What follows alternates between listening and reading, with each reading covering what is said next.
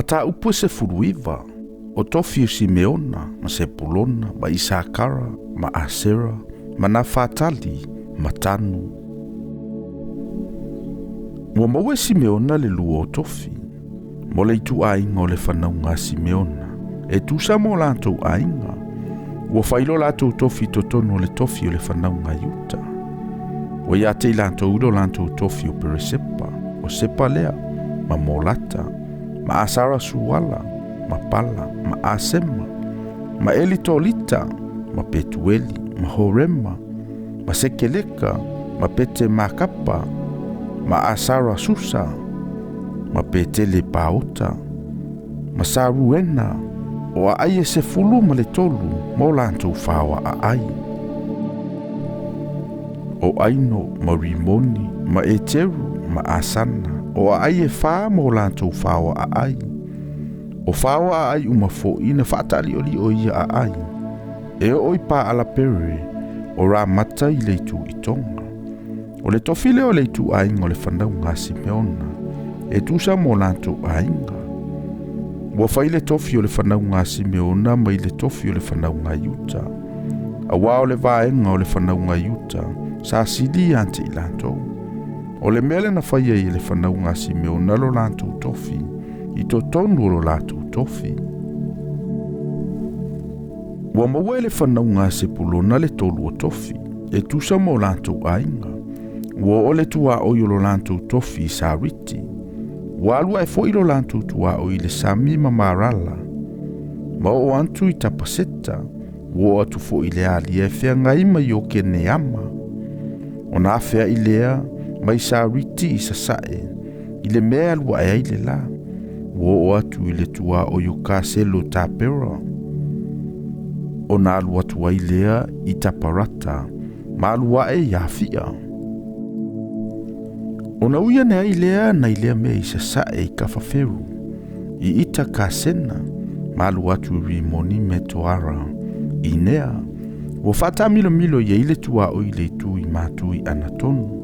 A olona ngā taanga, o le vanu o iefi tahelu, o ka tata foi, ma na alolo, ma se marona, ma itala, ma petele ema, o a aio se fulu ma le lua, ma o lantou whaoa a ai.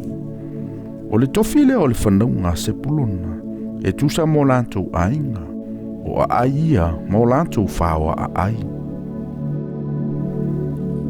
Ua maua e Isakara o le whao tofi, mo le whanaunga o Isakara e tusa mo lantou ainga.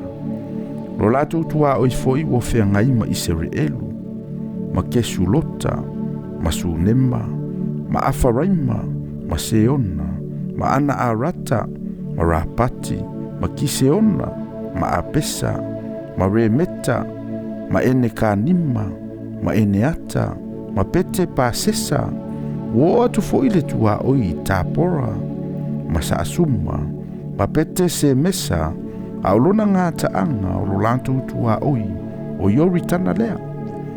O ai se fuluma le ono mo lantou whaoa a ai.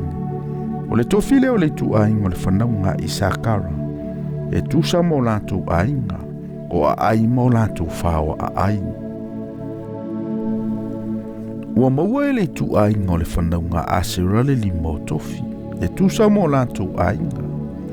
O lo lantou tua oio helikata, ma ali, ma petena, ma akasafa, ma ala meleka, ma amata, ma meseala. Ua atu fo i kalameru, i sisifo, ma se ora li penata. O na fea i lea i le mea lua e aile la i pete ka koma, ma o atu i Sepulona. Ma le vanu o ie fita elu i le tu i matu o pete meka, ma ne yeli, ma alu atu i kapula i le tu tawanga vale.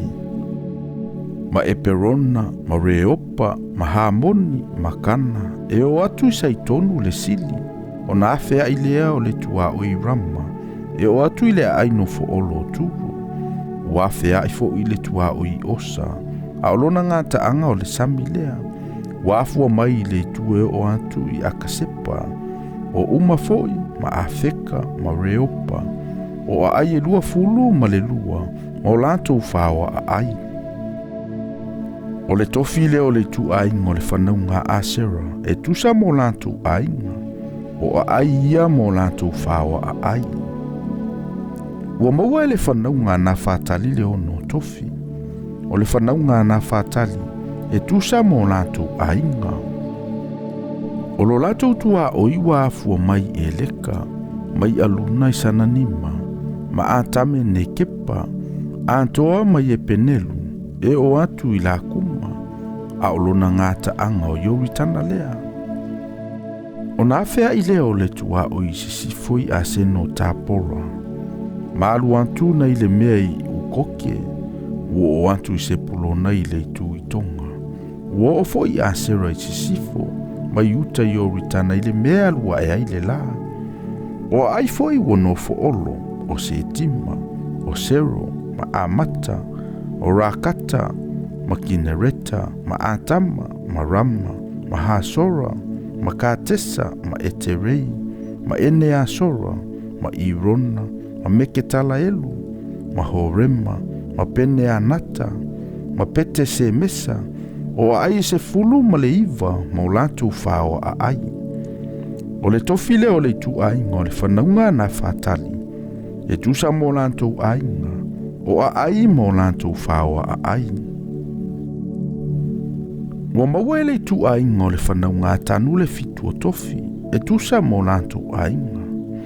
O le tua oiolo lātou tofi o so raa, ma ese taola, ma ere se mesa, ma salapina, ma ailona, ma itala, ma aluna, ma timenata, ma ekerona, ma eliteka, ma kipetonu, ma paalata, ma yeuta, ma pene perata, ma kata rimoni, ma mei erekuna, ma rakuna, ma le tua oi e whengai mai opa. Walau iti iti le lau ele o le whanau ngā tanu o maua i lātou, ona wa ele o le whanau ngā tanu, wala tu tau waide tau ama le sema. Wa ea, wa fasia i le pelu, wa faya mo i lātou, ma lātou no nofo ai. Ona fa ingoa i le o le sema o tanu, e pei o le ingo o tanu lo lātou tamā. O le tofi le o le tu ainga o le whanau ngā tanu, e tusa mo lātou ainga, o a aia mo lātou whaoa a ai. Wa umauna tofia mo i lātou le nuu, e tusa mo lātou tua oi. Ona fo ina tua i le whanaunga Israel o le Feagaiga Iosua le atali o nunu, e whaatasima i lātou. E peo le afionga Iova, wa lātou foa i atu i ante ia le a aina ia whai atu ai, o timenata sera lea, o i le maunga o Efaraima. Ona whai ai lea e ia o le a ai, manofo ai. O tofia na tofia mo i lātou e tusa ma le vili e Eliasaro le Faitaulanga, ma Iosua le antali o nunu, ma mataisi leo i tu ainga o le whanaunga Israelu, i sailo ilu mo Iova, i le faitotoa o le fale fetawhai o le whaapotopotonga, ona uma i leo le vaivaina o le lau ele ele.